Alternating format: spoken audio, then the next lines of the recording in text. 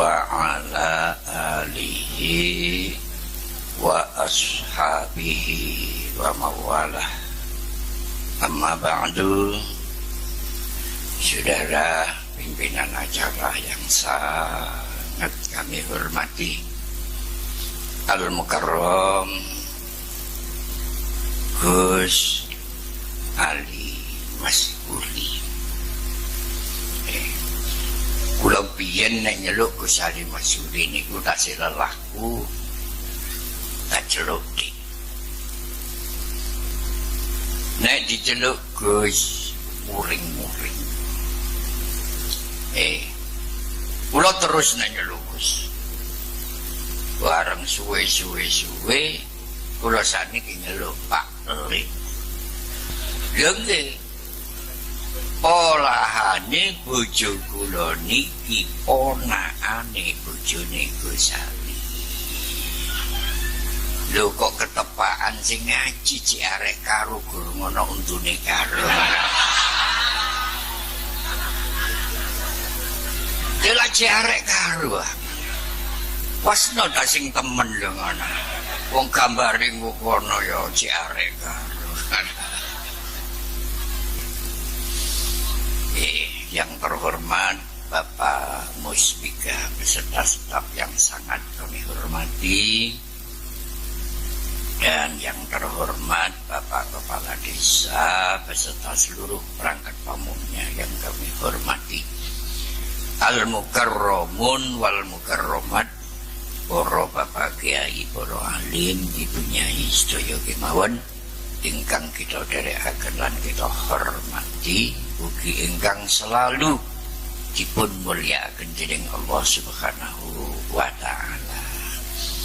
Segenap panitia penyelenggara yang kami hormati pula, Bapak Ibu ingkang sami hadir, utamine para sesepuh sepuh ingkang sangat kula hormati, segenap panitia penyelenggara yang kami hormati pula, jamaah sholawat yang dicintai oleh Rasulullah Sallallahu Alaihi Wasallam. Boten guyonan, jamaah sholawat ini boten guyonan. Sering kula terangno, Kanjeng Nabi ditamoni malaikat papat, Jibril, Mikail, Israfil, alaihimus sholatu wassalam. Malaikat papat niki namung sing dibahas urusan maca sholawat. Rawuh bergantian. Malaikat Jibril oleh ngendika ngenten, Rasulullah, sinten umat panjenengan sing purun maca sholawat ping sedasa dhateng panjenengan? Kula sujud boten kula angkat sirah kula selagine wong sing maca sholawat ping 10 dosane durung bersih di ngapura karo Gusti Allah. Alhamdulillah. Malaikat Mikail, nama Mikail adalah nama yang sangat dicintai oleh orang-orang Islam daerah barat. Nek Quran yang tenunine wa Mikala. Cuma nama Mikail nek wong kulon gawe jeneng Sunda Montir dadi Michael. Ya malah ono Jackson nih.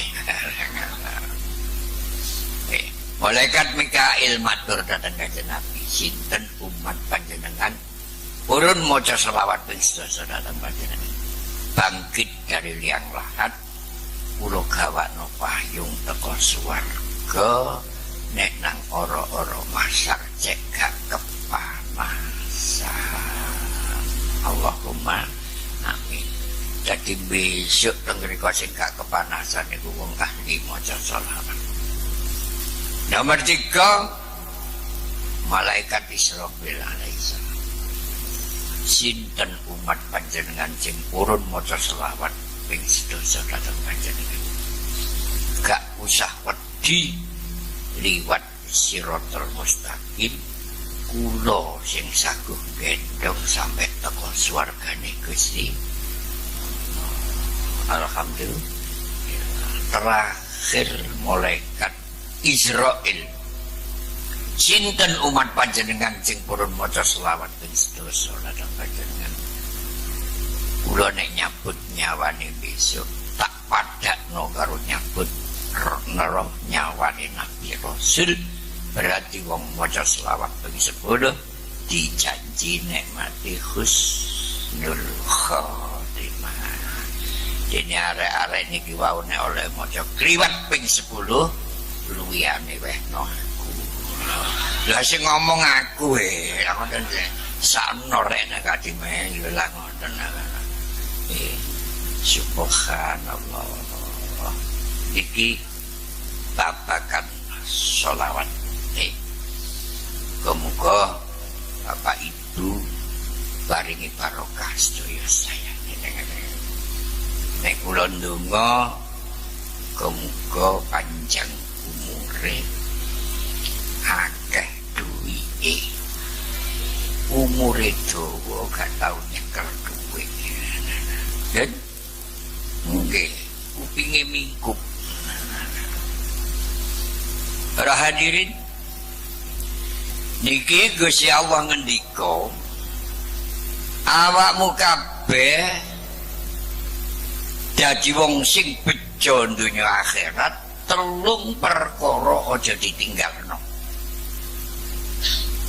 Siji, takwa kepada Allah.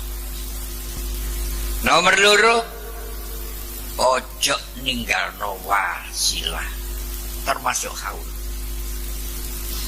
Nomor telu, ojo leren merjuangno agama sampai akhir hayat. Takwa kepada Allah niki sering tak critakno. Kanjeng Nabi Muhammad sallallahu alaihi wasallam dawuh, at-taqwa hahuna. Takwa iku nggo jerone dodo. Tapi mboten iwuh, mboten sulit, sebab takwa bisa dibuktikan dengan perilaku. Bagaimana perilaku orang-orang takwa? Adalah orang-orang yang dapat melaksanakan arti daripada huruf takwa itu sendiri. Huruf takwa niku papat. Siji tak, nomor loro kop, nomor telu wawu, nomor papat alif. Tak diambil dari kalimat tawadu'un dengan arti bersikap sopan terhadap siapapun saja. Nomor kali qanaatun, menerima kenyataan. Wangel lu menerima kenyataan itu. Kula tahu ana wong wedok ngomong kali kula, "Dik, aku dirabi kakangmu itu terus terang padha karo tuku kluwek sak Kemarang. Kecuwek sak pirang-pirang. Ojo kadung anak akeh palang pegatan iki. Tak lono yu wong kecuwek kok sampai anake akeh. Gak nyejo kakimu ya ngoten lho." Iki jenenge gak nerima kenyataan. Tadi nomor loro kop dari kata qanaatun, menerima kenyataan, adalah perilaku orang-orang takwa. Nomor telu wawu dengan arti dari kalimat wiqayatun, menjaga diri. Nomor papat alif dari kalimat ulfatun, cinta damai. Nah terus wasilah. Wasilah niku nek dimanani lantaran. Lah terus lantaran niku yo opo? Niki butuhno cerita. Cekne genah Nabiullah Ibrahim alaihi salam. Lho meneng ae sampe. Ya lanjut digugah wae. Nabi Ibrahim alaihi salam mlampah-mlampah. Bareng wis teko ora-ora ado lor ado kidul ado etan ado kulon ngelak. Butuh nginum. Delek wong kate ditakoni gak kepethuk arek angon wedhus anake wong Baduy. Nah, nggih. Napa Mbah? Berarti gak kenal. Aku iki butuh ngombe. Panggonane banyu iku pundi? Monggo Mbah, tumut kula. Ya. Gawa kutik. Diketing kali Nabi Ibrahim alaihi salam dijak moro nang gone watu kawet. Gini iki Mbah panggonane sembarang kalir. Napa pingin nginum toya, napa teh, napa kopi, napa jahe, napa poan. Aku iki wis pokoke ngombe, nggih Mbah, nek ngoten kula tak ndonga. Ya. Oleh ndonga niku ngeten. Ya Allah Gusti, niki enten Mbah betahaken nginum. Kula nyuwun dumateng panjenengan ijabahi donga kula kanthi wasilah lantaran kekasih panjenengan Nabi Ibrahim alaihi salam. Kanthi lantaran wasilah dumateng kekasih panjenengan Nabi Ibrahim alaihi salam. Watu didodok metu banyune, didodok metu teh, didodok metu pohane. Mulane kula mekas meni nek petu watu gedhe. Nggih. Duduk sapa ro nek metu akike. Ngeten iki Nabi Ibrahim alaihissalam dawuh. Awakmu kok kate nyebut wasilah lantaran kekasih panjenengan Nabi Ibrahim alaihissalam ana rasa ya apa ati. Mbah, sing enten kula niki namung cinta dumateng Nabi Ibrahim alaihissalam. Kula kali panjenengan ngawontenaken haul niki ndeleh lan nyambung rasa cinta dumateng sing babat desa mriki sekaligus para sesepuh sing ngrumiyi niki dhateng kula kali panjenengan sedaya. Nggih sebab nyambung rasa cinta niki lho. Ora kok kadhe kepingin ruwongi. Gawang arek niki ditakoni, kon roh karo Nabi Ibrahim saking pundi Mbah panggenan kula teng mriki. Upama tak dudono matur nuwun. Ya aku iki Nabi Ibrahim langsung lumpuh.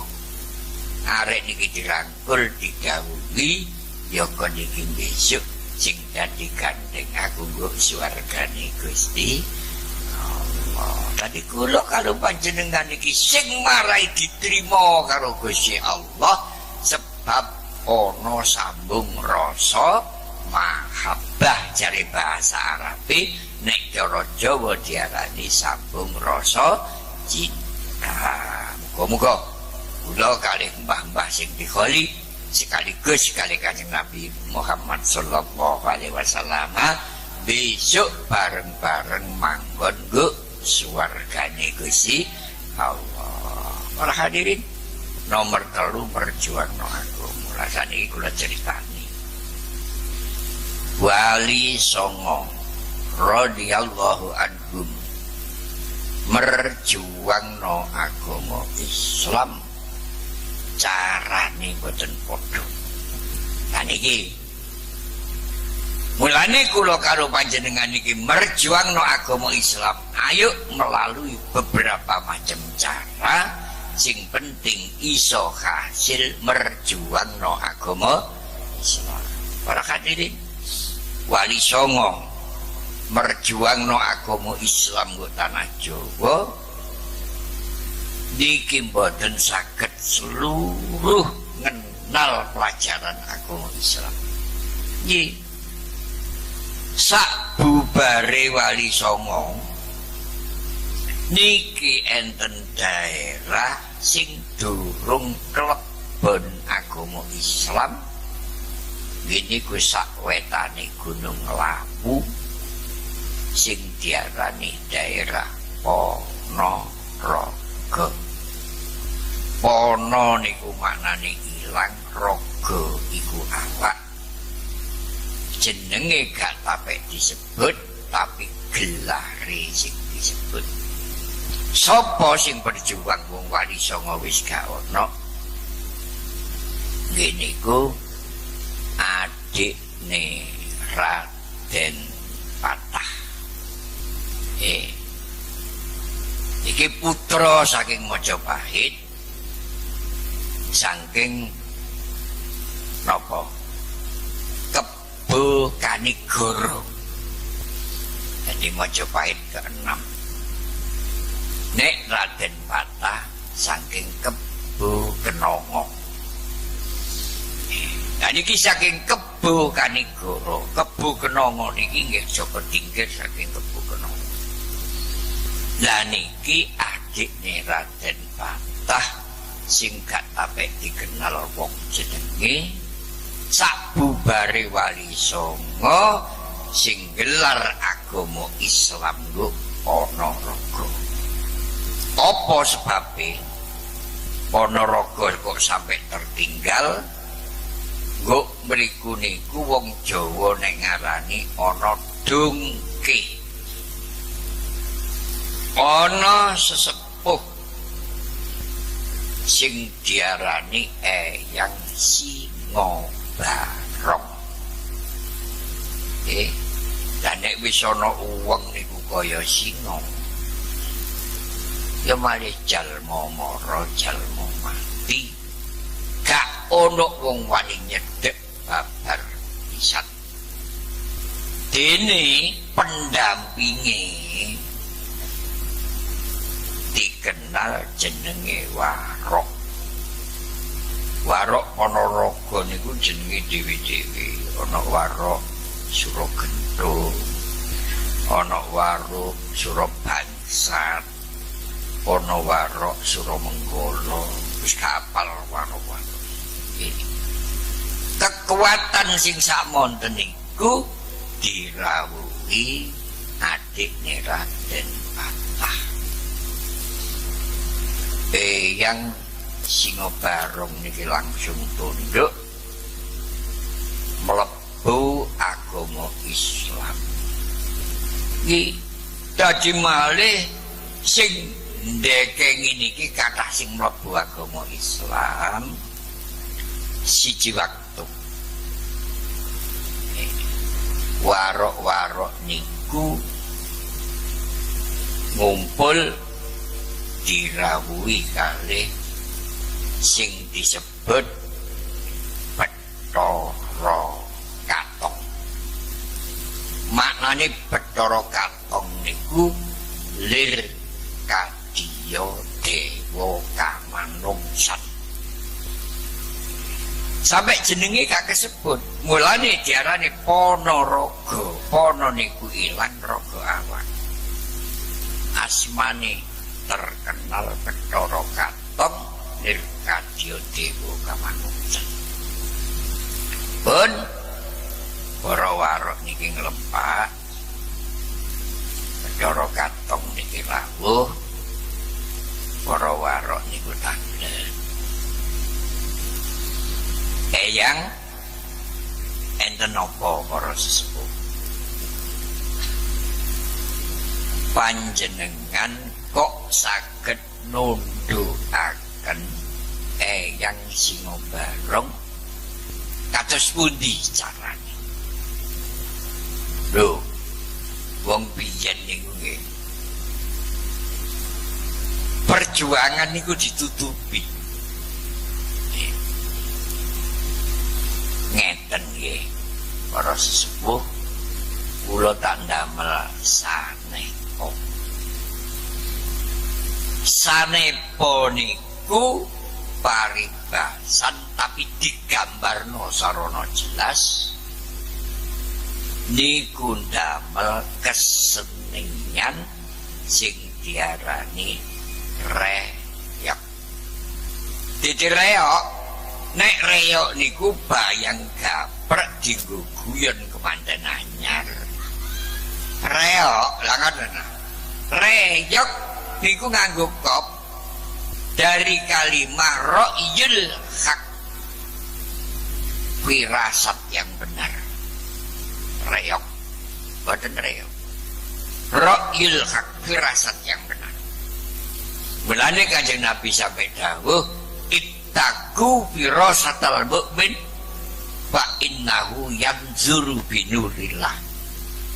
Berhati-hati menghadapi firasatnya orang mukmin, sebab itu pandangan mata hati yang disertai nuri Gusti Allah.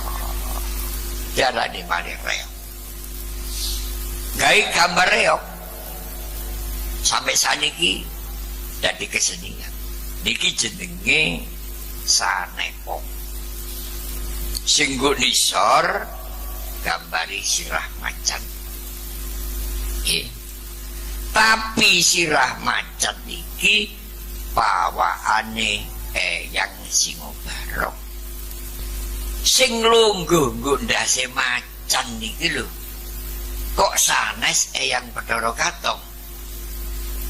Sing lungguh nggo sirahe macan niki jenenge Gagak Merak. Gagak merak niku dengan arti gagak nak. Dengar aku nek turu gak merem ae ora, tegese ngantuk ae ora. Dadi gagak nak nek aku merem iku. Dadi siji malih sangune betah melek. Lala napa Mbah kok boten dilem? Gagak merak nek biyen niku mesti notol tasbih. Niku reok sing asli. Dene nek ana gambare reok kok notol tempe. Iku sing gambare kemalan badokan lho ngoten lho. Nggih. Nek biyen niku notol tasbih. Ya iki lho nak aku mumetno tasbih. Sesuai kali Al-Qur'an.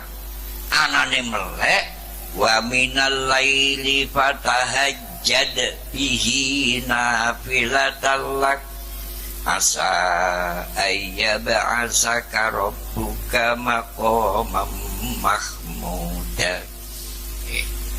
Awakmu nek kepingin makin tua, makin bahagia, makin tua makin terpuji, nek bengi sembahyang tahajud.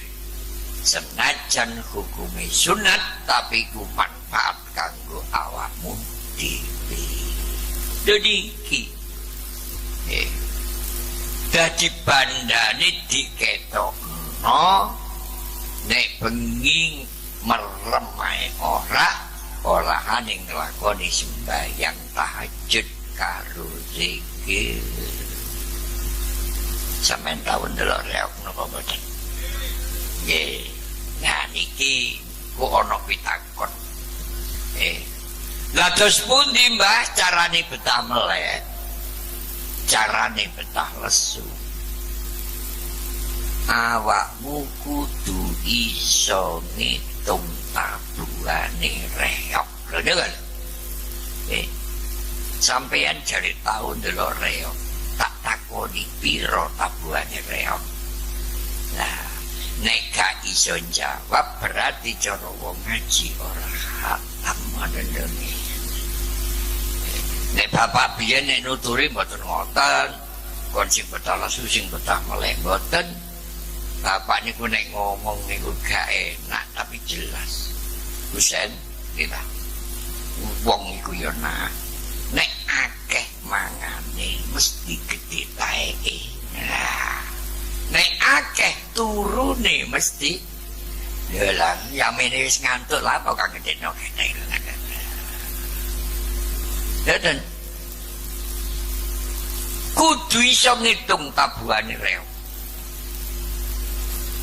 Pinten Mbah tabuhane reog? 5. Siji kethuk. Nomor 2 kempul. Nomor 3 kenong. Nomor 4 kendang. Nomor 5 gongso. Kethuk dengan arti uang iku nek gelem nyaket mesti kepethuk. Nyaket nang Gusti Allah mesti kepethuk welas asih Gusti Allah. Nyaket nang padha menungsane mesti kepethuk rasa sedulur lami. Kethuk. Mulane Gusti Allah dawuh bahagiane menungso donya akhirat mek loro tok. Hablum minallah wa hablum minan nas. Hubungan baik kepada Allah secara ibadah, hubungan baik kepada sesama manusia secara hidup bermasyarakat. Jadi iki kuncine bagi. Nomor 2 kempul. Nah, uang niku nek wis sungkem iki kudu manunggal. Artine manunggal niku gak ana wong liya, kabeh dulur. Kumpul nang Gusti Allah manunggaling kawula karo Gusti sing diarani ibadah. Mulane nek wis kethuk bakale kempul, nek kempul bakale kenong. Karo-karo niki nek wis seken mesti bakal dumunung. Nek wis dumunung mesti kendang. Barang iku nek wis seken dan lakonono. Apa sing dadi perintah Allah? Apa sing dilakoni gongso ngegumno sing maha kuwasa. Gini kita dinemare wujude reog niku zamane Eyang Bathara Katong nek dimaknani temen diarani Ra'yul Haq. Nek diterangno kabeh kesenian Jawa subhanallah. Wau Gus Ali bahas wayang. Mbah Sunan Kalijaga niku nyukurno wayang niku. Kadang dalang ya gak ngerti maknane. Wayang niku didikan tauhid. Bahasa Arab huwa hayyun. Huwa utawi Allah iku hayyun kang urip. Uripe makhluk apa jare Gusti Allah. Huwa utawi dalang iku hayyun kang urip. Uripe wayang apa jare dalang. Ngaten lho. Jadi kesenian Jawa niku saka bahasa Arab kabeh. Iki nek dimaknani kuwabe ngoten masalah ora hadirin. Dadi kula kali panjenengan dalu niki siji urusan selawat. Monggo cinta datang Kanjeng Nabi Muhammad sallallahu alaihi wasallam. Sebab cinta nang Kanjeng Nabi mensyukuri kelahirannya Kanjeng Nabi. Nuwun sewu nggih. Nggih. Kula kali panjenengan urip teng dalam dunya niki amalia gak padha. Tapi Quran wis dawuh fa may ya'mal misqala dzarratin khairan yarah wa may ya'mal misqala dzarratin syarran yarah. Jadi elek ya ana catetane. Apik ya ana catetane. Kula kali panjenengan besok nek kate nang swarga mesti dicegat karo sing jaga swarga, ditakoni buku catetane amal. Enten cerita untunge kula kali panjenengan sering maca selawat. berangkat nang swarga ana wong nggawa buku catetane ditakoni nang ndi ten swarga sing ndeloki bukune dibukai tibake apike 99 eleke mek situ malaikat nilu dawuh cek gak ciri mergo umat Kanjeng Nabi akhir zaman cek gak ciri elekmu situ iki lho busen dadekno api kudu usaha dimei kesempatan ten pundi malaikat ya wis mlaku-mlaku wong sapa wong nggawa buku takonono gak ada luwihan nalu apa ana ing luwihan kula peke sithik damel jangkepi catetane buku cek sampe samonten umat Kanjeng Nabi berangkat angger wong buka kitab diparani gak ada luwihan akang ya ana wong niku sing medhit masih luwih ya kata wewehno dene ngono ngeloyo suwe-suwe petuk wong bukune gak dibuka ditutup diparani kok cik ayem kok bukune gak dibuka ayem kula niki peteng ati kula aras-arasen buka niki lan opo sampe kula niki apik kula 99 elek kula siji bene sampean duwe luwihan kula nedhi digawe tambah ngeten lho Kang buku anane gak tak buka ati kula peteng mergo elek kula niku 99 apik kula mek siji lah nek sampeyan ancene butuh tambahan monggo saniki ngomong sarana genah apik kula siji niku sampean pek elek sampean siji kula pek cek padha jangkepe karuan salah siji sing nang neraka salah siji sing nang swarga bener gamen sampean pek diweno apik siji lho duwe elek mriku dijaluk dadi padha jangkepe sing dimehi apik siji berangkat nang swarga Assalamualaikum waalaikumsalam wis oleh jangkepan sampun sapa sing gemehi niku enten tiyang duwe apik mek situ dimeno kula pisan delokno kok mentolo kon dereng ora wis celuk nrene diceluk wong bukune ditutup mawon bener apikmu kawene iku ndi elek iki kok pagi karep kula niku bah salah situ sinan swarga salah situ nang neraka dadak malaikat dawuh ngeten aku gak wani ngutusi iki sing duwe keputusan Kanjeng Nabi Muhammad sallallahu alaihi wasallam mergo niki umat Kanjeng Nabi seneng maca selawat jadi iku Kanjeng Nabi rawuh ya apa pidungane niki wau Kanjeng Nabi kula gak ada api mek situ elek kula 99 kula wehaken iki api kula elek niki kula pek jane mesti jaga dadak Kanjeng Nabi dawuh padha mek dawuhe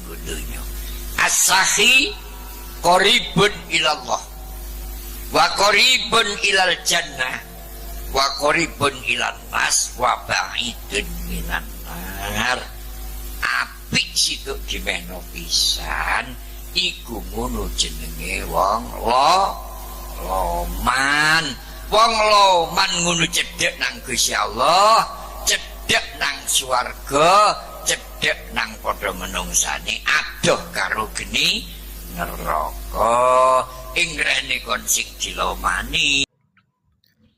Assalamualaikum warahmatullahi wabarakatuh. Selamat datang di channel Gus Ikia. Saya sebagai kreator di sini ingin mengajak Anda semua untuk mendalami kembali pengajian yang sangat berharga dari Kiai Husain Ilyas.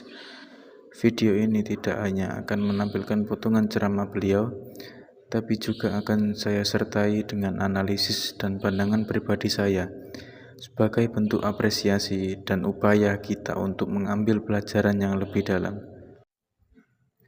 Mari kita akui, mendengarkan ceramah Kiai Husain Ilyas memang selalu ada daya tariknya.